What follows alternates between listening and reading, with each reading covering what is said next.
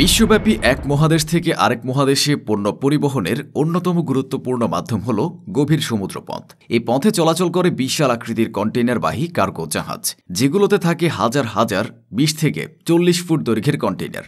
এসব কন্টেইনারে থাকে বিলাসবহুল পণ্য, যন্ত্রাংশ, খাদ্যদ্রব্য, বাল্ক সামগ্রী এবং তরল পদার্থ। তবে কখনো কখনো এই বিশাল জাহাজগুলো প্রাকৃতিক দুর্যোগ, সংঘর্ষ বা যান্ত্রিক ত্রুটির কারণে দুর্ঘটনার শিকার হয়। এর ফলে অনেক কন্টেইনার সমুদ্রে পড়ে যায়। এমন অবস্থায় অধিকাংশ সময় এগুলো উদ্ধার করা সম্ভব হয় না। শিপিং কোম্পানিগুলো সাধারণত এই কন্টেইনারগুলোকে লস্ট অ্যাট সি হিসেবে ঘোষণা করে এবং বীমা সংস্থার কাছে ক্ষতিপূরণ চেয়ে নেয়। এর কারণ, সমুদ্রে কন্টেইনার উদ্ধার করা অত্যন্ত সময় সাপেক্ষ ও ব্যয়বহুল এতটাই যে উদ্ধার ব্যয়ের পরিমাণ ওই কন্টেইনারে থাকা পণ্যের চেয়ে অনেক বেশি হয়ে যায়। অদ্ভুতভাবে অনেক কন্টেইনার সম্পূর্ণ ডুবে না গিয়ে অনেকক্ষণ ভেসে থাকে। এগুলো বিশেষ উপকরণ ও প্রযুক্তি দিয়ে তৈরি হওয়ায় সমুদ্রে আংশিক ভাসমান অবস্থায় টিকে থাকতে পারে। আর এখানে শুরু হয় অদ্ভুত এক অধ্যায়। ভেসে থাকা এই কন্টেইনার একদিকে নাবিক বা জাহাজ চলাচলের জন্য বিপজ্জনক, আবার অন্যদিকে খুঁজে পাওয়া ব্যক্তির জন্য জীবন বদলে দেওয়ার সুযোগ হয়ে দাঁড়ায়। অনেক দেশে ফাইন্ডার্স কিপার্স বা যিনি পান তিনি মালিক আইন অনুসরণ করা হয়। অর্থাৎ যদি কেউ সমুদ্রে ভাসমান কন্টেইনার খুঁজে পান এবং সেটি উপকূলে নিয়ে আসেন, তবে সেই দেশের আইন অনুযায়ী তিনি কন্টেইনার ও তার ভেতরে থাকা সবকিছুর মালিকানা পেতে পারেন। হোক সেটা গাড়ি,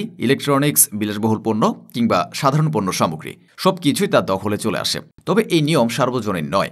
অনেক দেশে যদি আসল মালিক বা শিপিং কোম্পানি মালিকানা দাবি করে, তাহলে খুঁজে পাওয়া ব্যক্তির মালিকানা বাতিল হয়ে যেতে পারে। এছাড়া এসব কন্টেইনার অনেক সময় অবৈধ বা বিপজ্জনক পদার্থ, যেমন বিষাক্ত রাসায়নিক, অস্ত্র, মাদক ইত্যাদিও থাকতে পারে, যা উদ্ধারকারী ব্যক্তির জন্য বিপদের কারণ হয়ে দাঁড়াতে পারে। সমুদ্র পথে পণ্য পরিবহনে কন্টেইনারবাহী জাহাজ গুরুত্বপূর্ণ ভূমিকা রাখলেও দুর্ঘটনায় হারিয়ে যাওয়া কন্টেইনার নিয়ে রয়েছে নানা জটিলতা ও ঝুঁকি। একদিকে তা হতে পারে অবাক করা সৌভাগ্যের উৎস, অন্যদিকে হতে পারে আইনি জটিলতা বা প্রাণঘাতী বিপদ। আন্তর্জাতিক নৌ পরিবহন সংস্থা বলছে, প্রতি বছর 1000 থেকে 2000 কন্টেইনার সমুদ্রে পড়ে যায় দুর্ঘটনাবশত। তবে ভয়ানক ঝড়ের সময় এই সংখ্যা বেড়ে দাঁড়াতে পারে 10,000-এরও বেশি। সমুদ্রে পড়ে যাওয়া কন্টেইনারে থাকে প্লাস্টিক, রাসায়নিক দ্রব্য, এমনকি খাদ্য সামগ্রীও। এমন জিনিস যদি সঠিকভাবে সিল করা না থাকে, তাহলে তা ছড়িয়ে পড়তে পারে পানিতে, যার ফলে সমুদ্রে দূষণ বাড়ে, সামুদ্রিক প্রাণীর উপর পড়ে বিরূপ প্রভাব। প্লাস্টিক ও রাসায়নিক বিষক্রিয়ায় মাছ মারা যায়, ডলফিন এবং কচ্ছপের মতো জীবরা, এবং সেই বিষক্রিয়া ধাপে ধাপে চলে যায় মানুষের খাবার চেইনে। এছাড়া অর্থনৈতিক দিক থেকেও এর ক্ষতি ভয়াবহ। একটি কন্টেইনারে যে পণ্য থাকে তার দাম হতে পারে কয়েক হাজার থেকে কয়েক লাখ ডলার পর্যন্ত।